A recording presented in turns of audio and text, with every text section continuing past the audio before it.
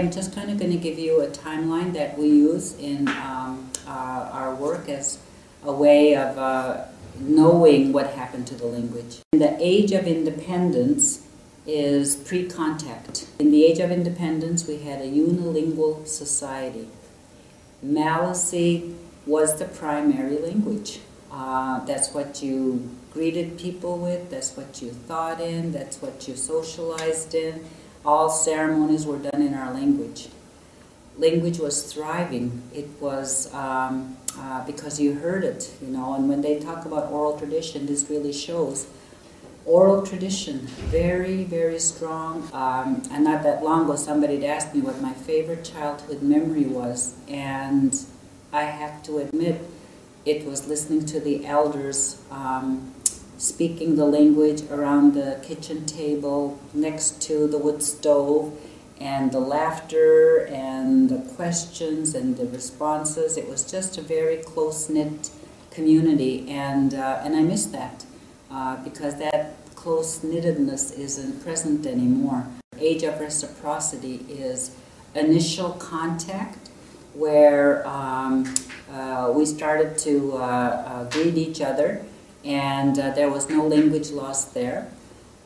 In the age of reciprocity, meaning there was interaction from one language to another, and there's a term that's called additive bilingualism, which means there was no law saying take one, you can only use one language over the other. That didn't happen at the beginning, not during the age of reciprocity. We accepted French, and French accepted Maliseet. We had people that were speaking both languages, and they were learning from each other. So there was a good move between one language over the other. So that's called additive bilingualism, and that was during the age of reciprocity when nobody was trying to take anybody's language away. In the age of destruction, pre-Confederation, you start to see what we call subtractive bilingualism.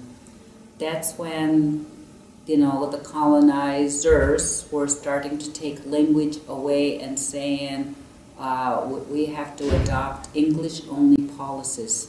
For the schools that I went to, no Maliseet was allowed in the school. That was in my day school. We weren't allowed to speak our language. Their English-only policies were promoted both by the government but also the churches, so they kind of partnered into bringing those teachers that their main duty was to make sure that we learned English. As soon as we were left our home, we had to somehow convert to English even when we were playing, and so the nuns were out there overseeing this process of assimilation. So that's what we call subtractive bilingualism, because you're taking one language away and replacing it with another. That was the beginning of that destruction.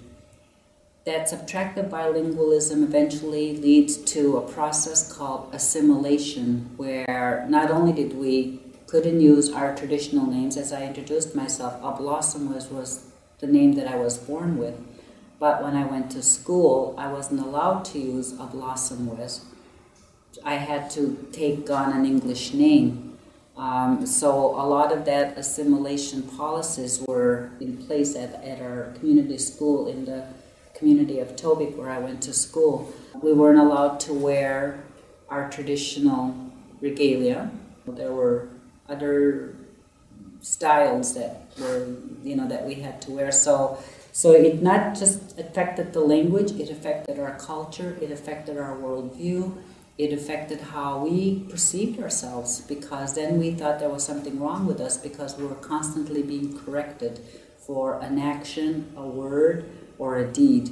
And so that process was very destructive. And assimilation processes occur when not just the language changes, but the whole worldview and the whole way of thinking and doing things also changes. Now, in the next stage of destruction, post-Confederation, and post-Confederation means things are more legal now. They've established their government, the first thing that they come up with was an Indian Act. And within that Indian Act are these guidelines about the responsibility of the Department of Indian Affairs in taking care of the Indians. And of course, just the word Indian is a word that we don't use to call ourselves. You know, so see what happens in assimilation processes is your identity is actually taken from you. You're no longer Wolastoq. You're no longer Skijin. You are an Indian. So those ceremonies that we brought up with were no longer allowed. It affected us socially. For example, when children were born, the parents themselves didn't have a choice of what to name their children. The nuns would actually come with the Bible, and they would go through and open it up. Well, we already have this name, we already have that. Let's name this one this, you know. And that's why in my generation, every single one of us women, we all carry the name Mary as a first name or a middle name. So, and all the boys had Joseph. After the Indian Act, and that's when they said, well, in order for us to take care of the Indians, we'll have to set up schools. We'll have to teach them how to be more civilized in their word, meaning how do they assimilate us? How do they get us from praying to the tree and the river and bringing us into those churches? How do they teach us how to read in English but not in our languages? So there was a movement of actually removing children from the families to be taught in that. So residential schools was part of the other punishment, and every survivor will tell you the one thing that they missed the most when they were in those schools is their language. Indian day schools. Now, I know there's a lot of survivors that will say residential schools were bad, but you'll still have some people that say Indian day schools were just as bad. Yes, they weren't taken away from their families or their community, but it was pretty bad in those schools as well. We saw punishment. We saw abuse. Language was forbidden. And what does that do to a person when you're told you can't use your language anymore? You can't think in your language anymore. So the day schools were not supportive in saving language. Age of healing and revival, which I believe we're in today. There's a resurgence of wanting to know your identity.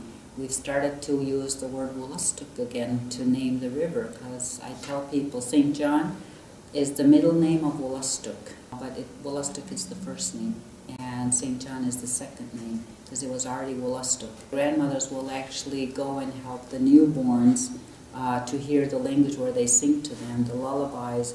There's a lot of things that are being revived and coming back, the old songs. There's new songs being made, but there's also old songs that are being revived and kept. Literacy, there's a lot of controversy about literacy because some elders, in my career as a linguist, my first few years as a linguist, I had elders that were upset of my career choice because they believed that language shouldn't be written. And I remember being so disappointed, you know, because I thought, yes, I'm going to save the language, I'm going to write it, I'm going to leave behind, you know, all these writings, etc. And when I had some elders say, our language shouldn't be written, it should be oral, it bothered me to the point that I had to do something spiritual, and that's when I went on a fast.